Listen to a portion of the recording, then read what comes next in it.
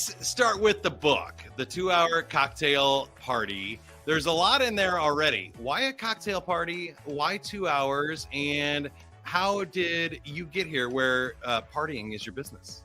Yeah, that is crazy. First of all, if you don't drink alcohol, neither do I. The book has not a single drink recipe. It's not about cocktails itself, but it's about what a cocktail party means compared to a dinner party. And I think that, let me just start to set the stage. If you're listening to this podcast, you are a playful person. You like playing, you like having fun.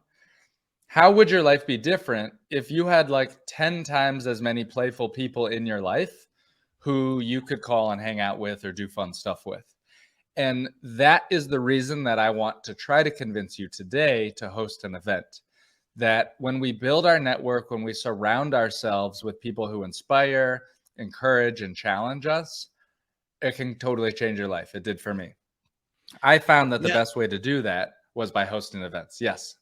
Yeah, and I was just going to roll back a little bit. I don't want to depress people, but sometimes it starts this way on this podcast, that this is a big problem and a big issue that you're solving, right? Because in the 50s, I feel like people were always having cocktail parties and dinner parties, and adults were hanging out and having fun things. And especially post-pandemic, we just see that there's this like friendship recession and this loneliness pandemic, that people are not connecting in real life as much as they did before. And I think for some reason that tradition didn't get passed to the younger groups. Like I don't get invited to many cocktail parties, and maybe that's me, but do you find the same thing, that people are not partying live and they're not getting together as much as they used to?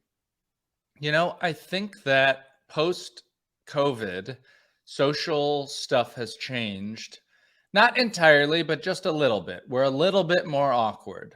I saw this funny video from somebody who works as a barista, and they said, work from home people, you need to warm up and talk to at least one other person before you come into the coffee shop, because they either come in and they're like so anxious and they're just like, I would like a coffee, please. And they have so much energy that they're like, I want a coffee. I saw a bird. The bird was doing this. Have you ever seen a bird before? And there's like no middle ground, like work from home people are just like one of the other. That's true. Social stuff has changed.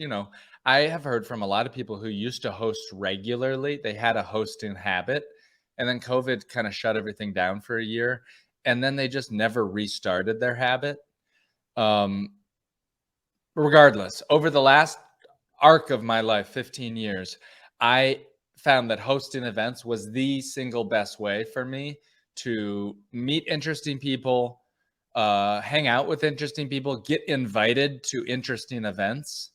I found that in order to meet interesting people, I had to do interesting things. And the best, easiest, fastest way to do that was just to learn how to host a good event. And I think there is a big moral lesson here too, that I've tried to incorporate into my life, that as an entertainer and a performer, I can sit back against the wall and say, when will somebody notice me? Or I can go out there and do something worthy of being noticed, right? And so if you're one of those people that are like, I don't get invited to parties, I don't have that many friends, start hosting parties and start making friends and invite people over. This is your chance to create an awesome experience for somebody else and build a new relationship, find a new friendship, right? Yeah, I saw some stories on your website that people move to new cities where they don't know anybody, and they're able to start this from scratch and really get out there and form cool relationships, lifelong friendships from inviting people to a cocktail party. Yeah. By the way, moving to a new town is so challenging, and for many people, they just wouldn't even know how to approach it. Or maybe you've moved into town and you moved during COVID and you just never really built the network. And I specialize in that stuff. I've helped hundreds of people learn how to host an event, and their first one to make it successful. And I find that really the key here is building your network of acquaintances. And you may not like this idea. You may think, ooh, networking. No, I like to play. I like to have fun. 100% got it.